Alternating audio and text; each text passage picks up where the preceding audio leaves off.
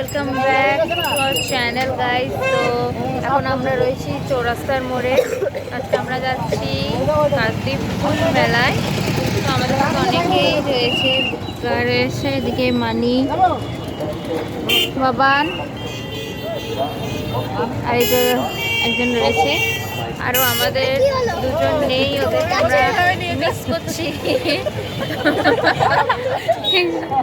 ভাই গাড়ি ঠেলে দিচ্ছে আমাদেরকে। তো আমরা এখন যাচ্ছি, আমাদের সাথে আরো দুজন নেই। জানি না আওয়াজ শোনা যাচ্ছে কিনা, আর ওখানে গিয়েও কতটা কথা বলতে পারবো জানি না, কারণ ওখানে তো গান চলবে। তাই চলো দেখাচ্ছি। তো গাইস, তোমরা দেখতে পাচ্ছ আমরা গেটের মুখে চলে এসেছি, কিন্তু প্রচণ্ড ভিড়, প্রচণ্ড মানে অনেকই ভিড়। তো প্রচণ্ড ভিড়ের মধ্যে আমরা এদিক ওদিক দেখছিলাম।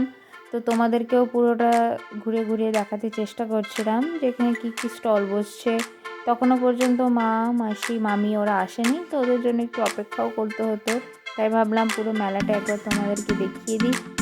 এই যে সবাই আমরা ভাবছি এখানে দাঁড়াই একটুখানি ওদের জন্য, ওরা কখন আসবে সেটাই ভাবতে ভাবতে এগোচ্ছিলাম। তারপরে দেখি হঠাৎ করে পেছনে ঘুরে দেখি যে ওরা ঠিক চলে এসছে। এবারে ভাবছি আমরা এগিয়ে যাই। ওই যে দেখতে পাচ্ছ না, হয়তো তোমরা এত ভিড়ের মধ্যে ওদেরকে দেখতে পাবে না যে ওরা পৌঁছেছে, কিন্তু এবারে তোমরা দেখতে পাবে যে ওরা চলে এসছে। এই যে দেখতে পেলে। এই তারপরে আমরা গেলাম, ভাবছি এন্ট্রান্স দিয়ে এবারে ঢুকি, তারপরে এসে না হয় বাইরের মেলাটা পুরো ঘুরে দেখবো।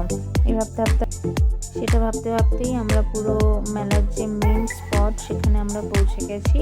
ওই স্টেজের উপর এখানে সাংস্কৃতিক অনুষ্ঠান হচ্ছিল, তাই এখানটায় পরে এসে ভয়েস ওভার দিতে হলো। কোনো কথাই তোমরা তাহলে শুনতে পেতে না। এই ভাবতে আমরা ভাবলাম এবার নেওয়া স্টার্ট করি ফুল দেখা।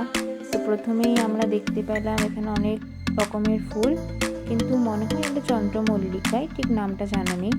দেন আগে এগিয়ে দেখি এখানে অনেক রকমের পিটুনিয়া রয়েছে এবং আরও অনেক রকমেরই ফুল রয়েছে, কিন্তু সব ফুলের নাম তো অত জানা নেই, এখানে লেখাও ছিল না নামগুলো। তারপরে যেতে যেতে দেখি আর লাইনটা এগোচ্ছেই না, ওখানে ভিড় হয়ে গেছে। হয়তো এই ফুলগুলো সবারই অনেক পছন্দের, তাই সবাই অনেক সেলফি তুলছিল, ছবি তুলছিল, তাই এতটা ভিড়। তো যাই হোক, আমরাও অনেকটা ভিড় ঠেলে সবাইকে ওভারটেক করে আমরা সামনের দিকে চলে গেছি। সামনে গিয়ে তো পুরো অবাক, ও মাই গড, এত গাঁদাও দেখে তো আমি পুরো হাঁ হয়ে গেছি। কাশ আমার বাড়ির বাগানও এরকম গাঁদা থাকতো। তার মানে ভাবো ওরা কত যত্ন নেয়, না হলে কি আর এইটুকু গাছে এত ফুল হয়। তারপরে ভাবলাম একটু আমাদের সেলফি ভিডিও নিয়ে নিই। সেখানটায় মানিকে দেখাচ্ছিলাম, আর বাকিদেরকেও আমি দেখানোর চেষ্টা করছিলাম, কিন্তু সবাইকে এখানে দেখানো যায়নি। দেখতে আমি দেখতে পেলাম, ওরে বাবা কত বড় ঝিঙে, টমেটো, ক্যাপসিকাম সব কিছুই রয়েছে। আর এটা মনে হয় দেখো, তোমরা কি লেবু খাবে? তোমাদের জন্য নিয়ে যাবো লেবু, যেখানে আছে। এই যে হয়েছে বাতাবি, সেই বাতাবি দেখো, এইটুকু গাছে আমাদের কত বড় গাছে।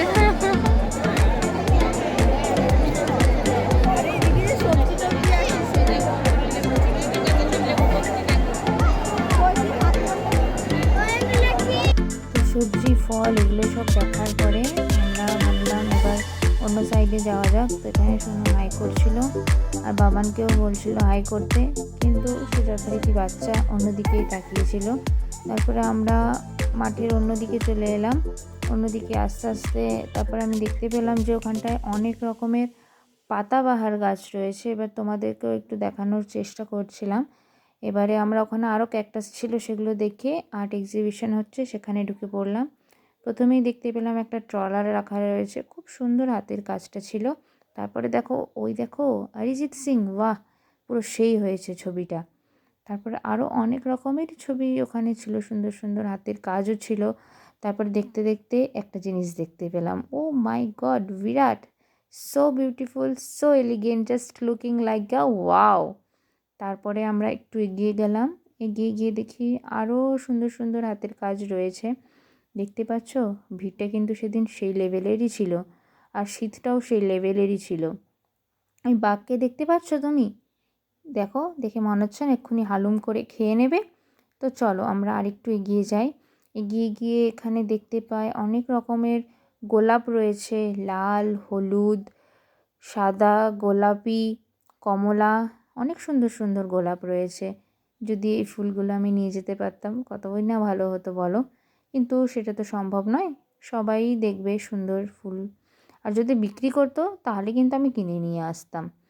তারপরে আমরা অনেক গোলাপই দেখতে পেলাম। তারপরে এগিয়ে গিয়ে দেখলাম যে এখানে বড় গোলাপ তো রয়েছে, তার সাথে সাথে চুটকি গোলাপও রয়েছে। এটা ভেবে বাইরে চলে এলাম। বাইরে এসে এখানে একটু সাজুগুজুর জিনিস দেখছিল। সব দেখার পরে তারপর মামিকে দেখতে পেলাম, মামি হয়তো বলছে এখানে মামিও কিছু কিনবে। তারপরে আমরা এগিয়ে গেলাম, এগিয়ে গিয়ে একটু বাসন কোসন ওরা একটু টুকটাক কেনাকাটা করে নিচ্ছিল, তো বুকা হাইও করে দিল এখানে। তারপরে আমরা একটু হেয়ার ব্যান্ড দেখলাম, এখান থেকে কিছু জিনিস টুকটাক কেনাকাটা হলো। এই করতে করতেই খিদে পেয়ে গেছে, গিয়ে তারপরে আমরা ঘুগনি খেলাম। ঘুগনি খেতে খেতে তারপরে এরা বলে পাপড়ি চাট খাবে। ওখানে গিয়ে তো সে প্রচুর লাইন পড়েছে, শুধু বানিয়েই যাচ্ছে, আমাদের নাম্বার আর আসছে না। তাই দেখেই জিভে জল চলে আসছিল, পুরো ইয়ামি ইয়ামি ব্যাপারটা। তো এখানে 100 কোটি লাইন দেওয়ার পরে আলটিমেটলি আমাদের নাম্বার এলো, তো ওরা হাতে পেয়েও গেছে।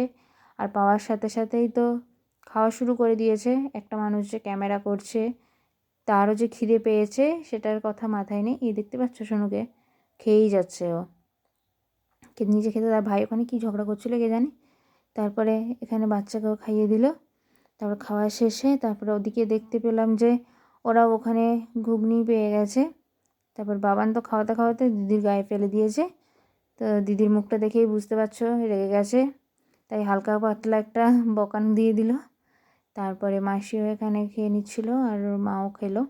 তারপর আমরা একটু ভাবলাম যে রাইডের দিকে এবার যাওয়া যাক। তো এখানে এসে দেখতে পেলাম যে অনেক রকমেরই রাইড এসছে, টোরা, নাগরদোল্লা, ড্র্যাগন, ব্রেক ড্যান্স। তো আমরা এই টোরার কাছেই দাঁড়িয়েছিলাম, দেখেই ভাবছিলাম যে এখানে এরা বড়রাই এত ভয় পাচ্ছে, কিন্তু এখানে তো অনেক কত ছোট ছোট বাচ্চা বসছে।